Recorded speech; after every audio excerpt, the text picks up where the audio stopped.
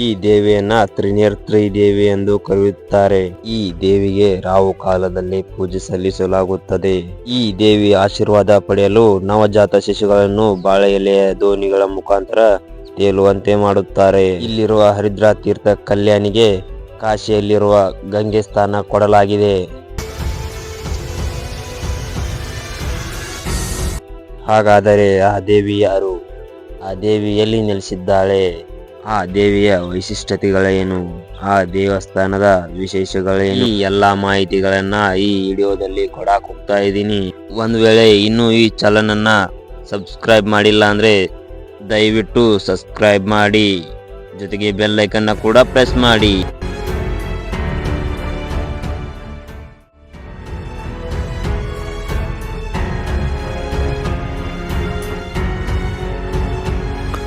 ನಮಸ್ಕಾರ ಸ್ನೇಹಿತರೆ, ಭಾರತದ ಜಾಗೃತಿ ಶಕ್ತಿ ಪೀಠಗಳಲ್ಲಿ ಬಾದಾಮಿಯ ಶಾಕಾಂಬರಿ ದೇವಿ ಶಕ್ತಿ ಪೀಠವು ಒಂದಾಗಿದೆ.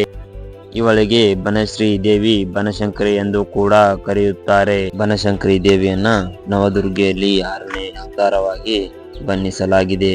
ಈ ಅದ್ಭುತ ಬನಶಂಕರಿ ದೇವಸ್ಥಾನವು ಕರ್ನಾಟಕ ರಾಜ್ಯದ ಬಾಗಲಕೋಟೆ ಜಿಲ್ಲೆಯ ಬಾದಾಮಿ ತಾಲೂಕಿನ ಚೋಳಚ ಗುಡ್ಡದಲ್ಲಿದೆ.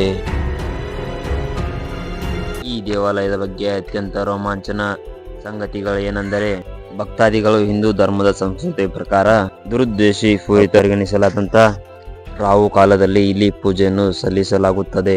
ಭಕ್ತರು ತನ್ನ ಜೀವನದಲ್ಲಿ ಬರುವ ನೋವು, ಬಡತನ, ದುರುದ್ದೇಶಗಳು ದೂರ ಆಗಲಿ ಎಂದೇ ಈ ದೇವಾಲಯದಲ್ಲಿ ರಾಹು ಕಾಲದಲ್ಲಿ ಪೂಜೆ ನಡೆಸಲಾಗುತ್ತದೆ.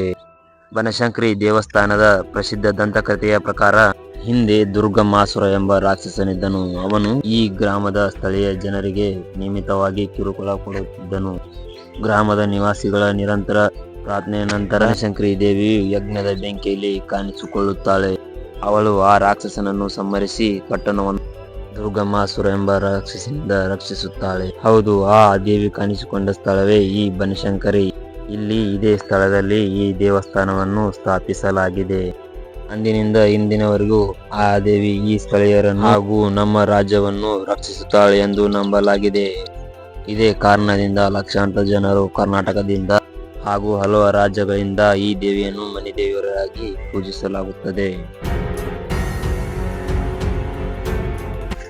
ಬನಶಂಕರಿ ದೇವಸ್ಥಾನ 7ನೇ ಶತಮಾನದಲ್ಲಿ ನಿರ್ಮಾಣವಾಗಿದ್ದರೂ ಅದನ್ನು 17ನೇ ಶತಮಾನದಲ್ಲಿ ಮರಾಠರು ದುರಸ್ತಿಗೊಳಿಸುತ್ತಾರೆ. ಇದೇ ಕಾರಣ ಮಹಾರಾಷ್ಟ್ರದಿಂದ ಬರುವ ಭಕ್ತಾದಿಗಳ ಸಂಖ್ಯೆ ಅತಿ ಹೆಚ್ಚಾಗಿದೆ.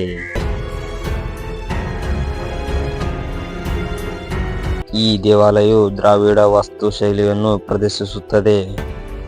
ಈ ದೇವಾಲಯಕ್ಕೆ ಪುಷ್ಯ ಮಾಸವಾದ ಜನವರಿ, ಫೆಬ್ರವರಿ ತಿಂಗಳ ಈ ಪ್ರವಾಸಿಗರಿಗೆ ಇಲ್ಲಿನ ಸ್ಥಳೀಯರು ಆಯೋಜಿಸುವ ದೇವಸ್ಥಾನದ ರಥದ ಮೆರವಣಿಗೆಯಲ್ಲಿ ಪಾಲ್ಗೊಳ್ಳುವ ಅವಕಾಶ ಕೂಡ ಇರುತ್ತದೆ.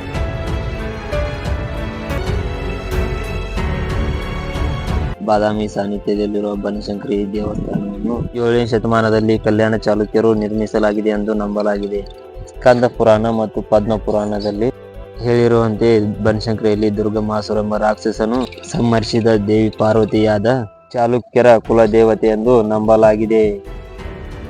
ಈ ದೇವಸ್ಥಾನದಲ್ಲಿ ದೇವಿ ಮೂರ್ತಿಯನ್ನು ಕಪ್ಪು ಕಲ್ಲಿನಿಂದ ಕೊರೆಯಲಾಗಿದ್ದು, ಆಕೆಯು ಸಿಂಹದ ಮೇಲೆ ಕುಳಿತಿರುವ ಭಂಗಿಯಲ್ಲಿರಲು ಪಾದದ ದಡಿ ಸಿಲುಕಿರುವ ರಾಕ್ಷಸನನ್ನು ಕಾಣಬಹುದು.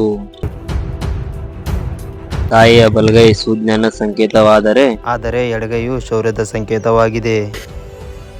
ದೇವಸ್ಥಾನದ ಶಿಖರವು ಚೌಕಾಕಾರವಾಗಿದ್ದು ಹಂತ ಹಂತವಾಗಿ ಮೇಲೆ ಏರುತ್ತಾ ಹೋಗುತ್ತದೆ. ದೇವಾಲಯಕ್ಕೆ 4 ದಿಕ್ಕುಗಳಲ್ಲಿ ಕೂಡ ದ್ವಾರಗಳಿವೆ. ದೇವಾಲಯ ಆವರಣದಲ್ಲಿ 4 ದೀಪಸ್ತಂಭಗಳಿವೆ. ಕಾರ್ತಿಕ ಮಾಸದಲ್ಲಿ ದೀಪಸ್ತಂಭಗಳಿಗೆ ಭಕ್ತರು ದೀಪ ಹಚ್ಚಿ ದೇವಿಯನ್ನು ಆರಾಧಿಸುತ್ತಾರೆ.